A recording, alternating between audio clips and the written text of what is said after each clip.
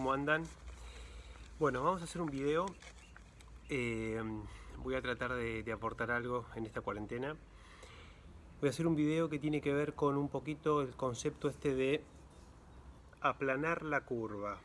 ¿Qué significa aplanar la curva? De esto se habla mucho en los noticieros y claramente es una preocupación del gobierno y de la sociedad, en el cual la cuarentena es una de las herramientas, ¿no?, que se usa como argumento para aplanar la curva. Y si bien estoy totalmente de acuerdo con la cuarentena y bueno, sabiendo incluso que hay otras herramientas que serían complementarias o incluso superadoras, pero que bueno, quizás no están al alcance de este gobierno o de este país en este momento, y por lo tanto la cuarentena es la mejor herramienta que tenemos a disposición, sí me parece importante entender qué significa aplanar la curva, ¿no? Porque estamos haciendo un esfuerzo enorme, la economía va a sufrir un montón y la pregunta es ¿para qué?, ¿no? Y bueno, una de las principales razones es aplanar la curva. Entonces, voy a tratar de explicar esto. Espero que no me tome mucho tiempo y espero ser claro.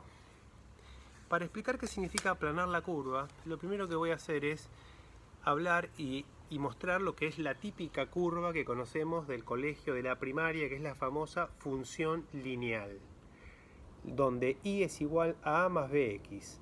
Esto es una función lineal, es decir, una recta.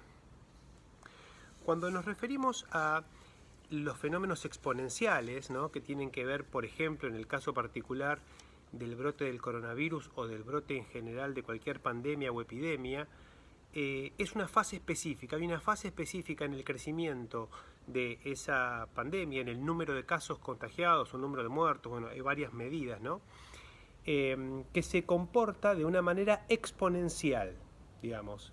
Y la función exponencial, que es esta, la función genérica, y es igual a A por B elevado a la X, al estar elevada a la X le da la característica de exponencialidad. Esta es la famosa curva de la que se está hablando, ¿no?, de la curva exponencial. Ahora bien, gráficamente estas curvas se pueden representar de manera muy simple, ¿no?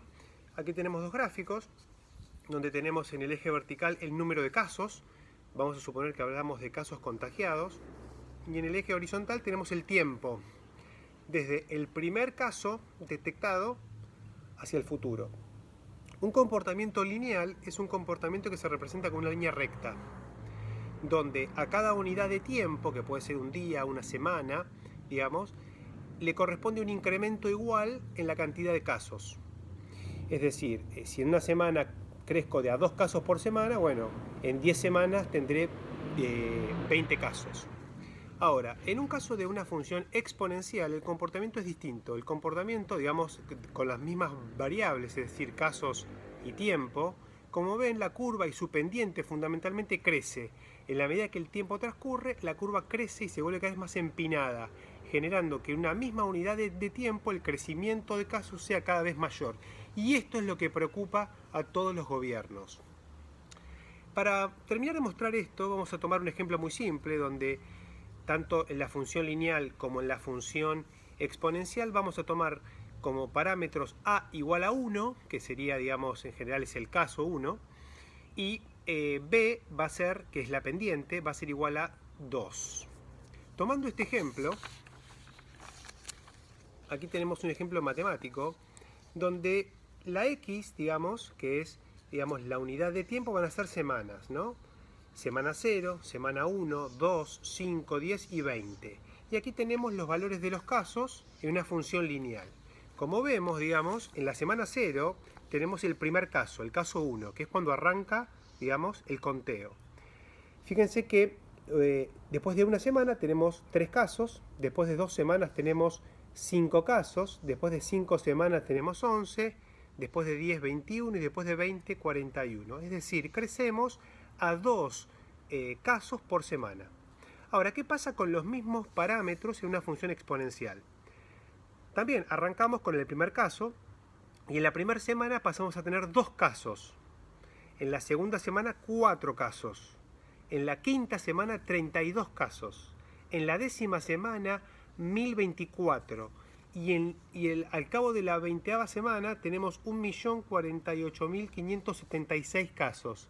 Fíjense cómo es el efecto exponencial. arranca muy despacito, incluso más despacito que la función lineal, y después crece de una manera agresiva, ¿está bien? Este es el problema de las funciones exponenciales, ¿no? El crecimiento, digamos, muy rápido de los casos. Bien, ahora, como es muy difícil de interpretar esa información por los volúmenes de datos, vamos a usar una herramienta que se usa mucho en los casos de donde se estudian fenómenos exponenciales. Un ejemplo es el caso de los terremotos, que ahora lo voy a hacer un breve comentario, pero hay algo que se llama órdenes de magnitud. Cuando yo tengo funciones exponenciales, la mejor forma de interpretar la información es a través de lo que se llama orden de magnitud. En lugar de casos, voy a medir órdenes de magnitud. ¿Y cómo se mide esto? Bueno, un orden de magnitud es, por ejemplo, cuando yo paso de un caso a 10 casos. Es decir, se multiplica por 10 la cantidad de casos. Esto es un orden de magnitud. Cuando pasa de 10 casos a 100 casos, es decir, se vuelve a multiplicar por 10, es un segundo orden de magnitud. Cuando pasa de 100 a 1000, tercer orden de magnitud. De 1000 a 10.000, 4, y así sucesivamente, de 10.000 a 100.000, de 100.000 a 1.000.000, de 1.000.000 a 10 millones. Cada orden de magnitud, digamos, representa una unidad. Esto, por ejemplo, se utiliza en los terremotos. En los terremotos, la escala de Richter es una escala que tiene órdenes de magnitud. Bien. Ahora, ¿cómo interpretar gráficamente un orden de magnitud? Y acá nos vamos acercando al concepto de aplanar la curva. Una curva que permite entender un fenómeno exponencial es una curva que se basa en lugar de contar casos, acá lo que cuento son órdenes de magnitud de esos casos. Entonces yo acá estoy midiendo en el eje vertical el primer orden, que es de un caso a 10 casos, de 10 casos a 100 casos, de 100 casos a 1000 casos, de 1000 a 10.000, y así sucesivamente, ¿no? Y acá, por ejemplo, cuento semanas. Vamos a suponer que estas fueran semanas.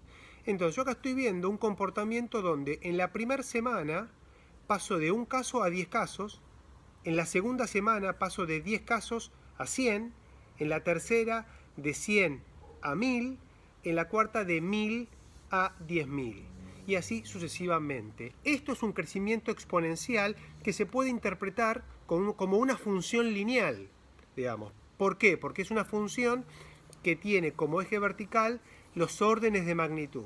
Esta es la forma en la que hay que interpretar la información cuando se habla de aplanar la curva. ¿Y qué es aplanar la curva? Esta curva no está aplanada, claramente crece, y cada orden de magnitud, que representa un volumen cada vez más grande de casos, digamos, se alcanza en una misma unidad de tiempo. Esta es una curva no aplanada. Vamos a ver un ejemplo de una curva aplanada, o qué es aplanar la curva. Aquí tenemos el mismo eje, con los mismos, digamos, con las mismas semanas, los mismos órdenes de magnitud, la curva roja que es la original, la que veíamos recién, y la curva verde que representa el famoso aplanamiento.